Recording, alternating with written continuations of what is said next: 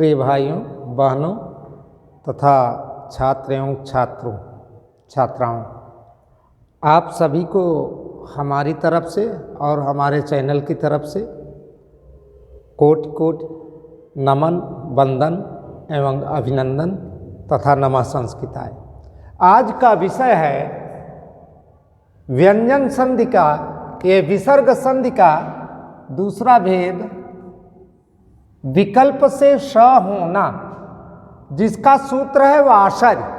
कहीं कहीं इसका सूत्र ही इसका नाम दे दिया जाता है इस संधि का, कहीं कहीं संधि के नाम में ही इसको लिख दिया जाता है वाशर्य। या तो वाशर्य इसको कहें संधि का नाम दे या इसका सूत्र एक ही है, दोनों। कहने का मतलब यह है, ठीक। तो यहाँ वाशर्य का तात्पर्य क्या हुआ, यह हमारा सूत्र क्या कह रहा है कि वाशर्य, वा माने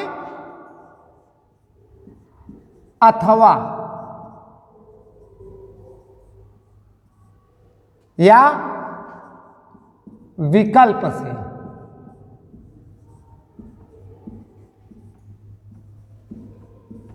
अशर्य का अर्थ हुआ सकार, सकार का अर्थ हुआ स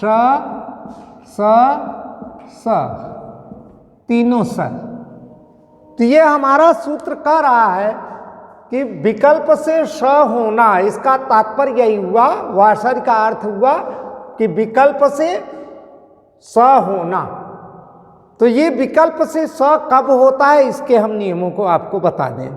जब विसर्ग के बाद पहले पद के अंत में विसर्ग है और दूसरे पद के प्रारंभ में स माने तीनों स में से, चाहे ये स हो या ये स हो या ये स हो, विसर्ग के बाद तो जो स रहेगा उस विसर्ग का भी वही स हो जाता है। जैसे राम धन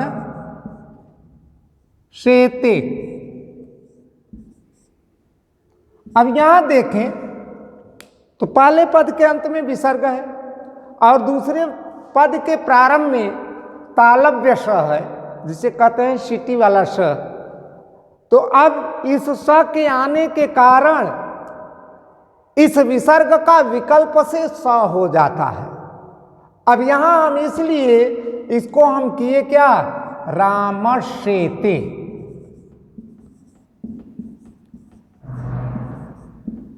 इसी तरह से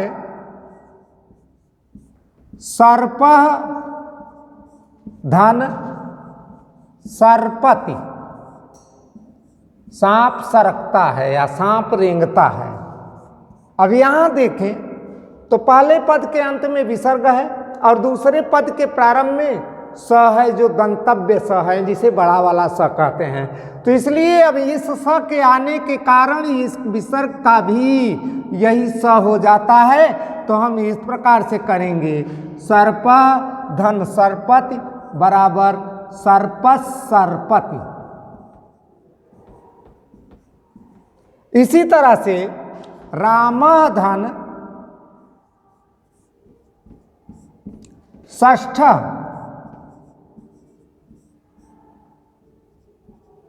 अब यहां हम देखते हैं तो विसर्ग है और विसर्ग के बाद मूर्धन्य स आ रहा है, मूर्धन्य स। तो इस विसर्ग का, इस स के मूर्धन्य स के आने के कारण इस विसर्ग का परिवर्तन विकल्प से हम करेंगे मूर्धन्य स के रूप में। तो यहां हम लिखेंगे रामस षष्ठ।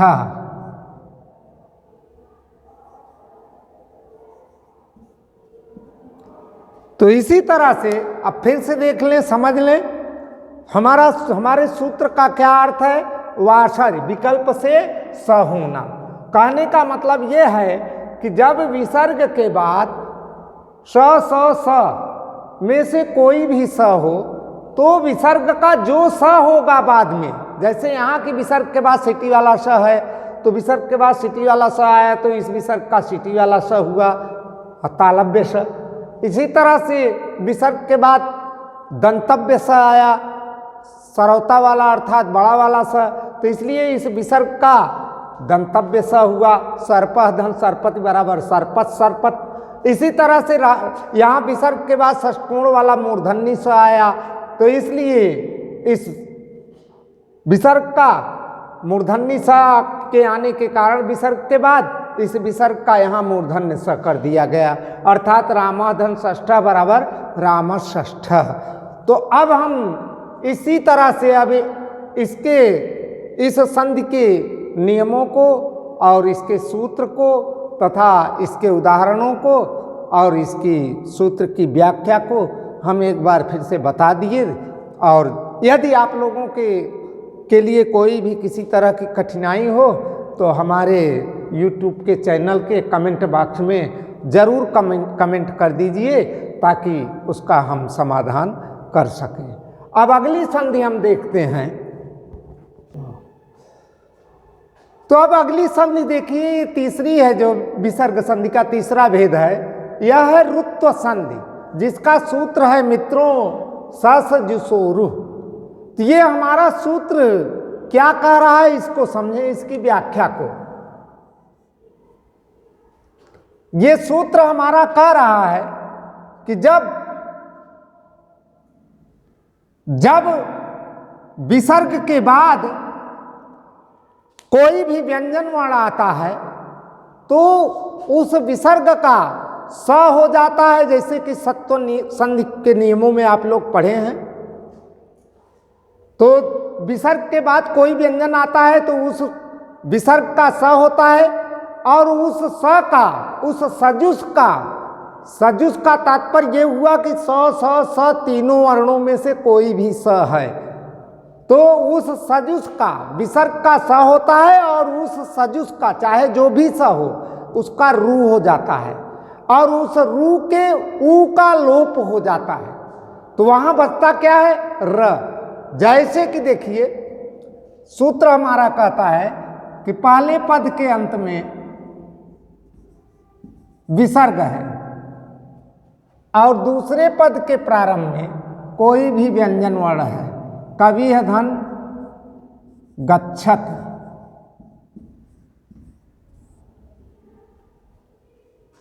अब यहां हम देखते हैं तो पहले पद के अंत में क्या है, विसर्ग है, और दूसरे पद के प्रारंभ में क्या है, व्यंजन ग है। तो अब इस विसर्ग का पूर्व नियमानुसार विसर्ग का होगा कवि धन स धन गच्छत। अब यहां जब हम देखेंगे स के बाद क्या आया, ग, ये व्यंजन वर्ण है, तो ग के आने पर अब इसका हो जाएगा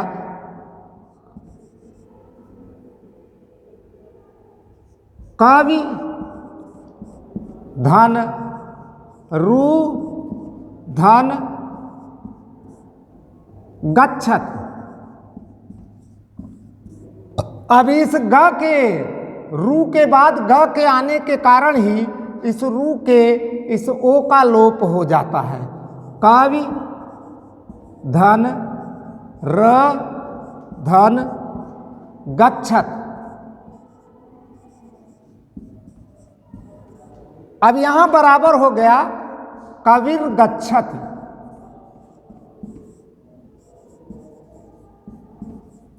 फिर से देख लें, जब विसर्ग के बाद कोई भी व्यंजन वर्ण आता है तो इस विसर्ग का क्या होता है, स होता है, और उसके बाद इस स का आगे व्यंजन होने के कारण इस स का क्या होता है, रू होता है, और इस रू के ऊ का लोप हो जाता है तो शेष बचता क्या है, र।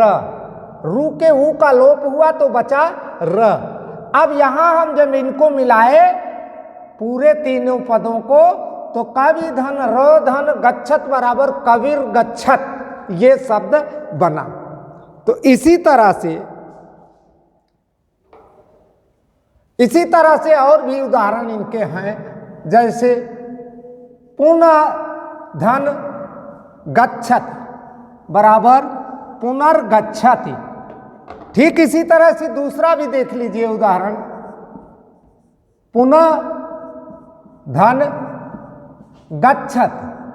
अब हम इसको इस प्रकार से सीधे लिख सकते हैं कि पुनर्गच्छति, ऐसे भी हम सीधे लिख सकते हैं क्योंकि उसी नियमानुसार ये लिखा गया है। उसकी तो हमने यहाँ व्याख्या की थी, लेकिन अब यहाँ पर हमने देखिए इसको सीधे लिख दिए, पुनः धन गच्छत बराबर पुनर्गच्छत। तो इस प्रकार से ये पुनर्गच्छत कैसे हुआ?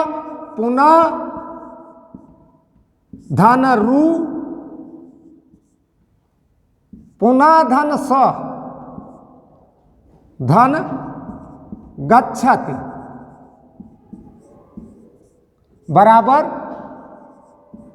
पुनः धन रु धन गच्छति। अब यहां इस रू के र का लोप हो गया तो बचा क्या? पुनः धन र, तो हुआ पुनर धन गच्छत बराबर पुनर्गच्छत।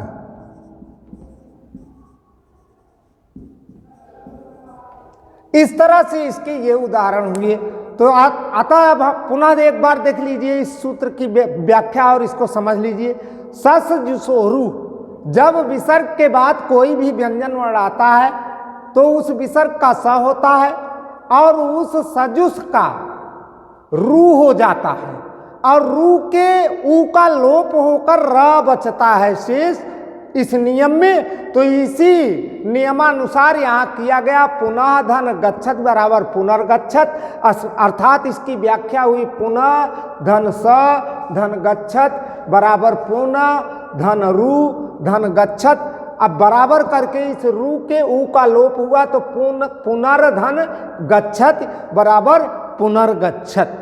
तो इसी के साथ ही साथ हम आज की कक्षा यहीं पर बंद करते हैं और शेष और अन्य नियमों को हम और इस संधि के भेदों को कल पढ़ाएंगे। नमः संस्कृताय मित्रों।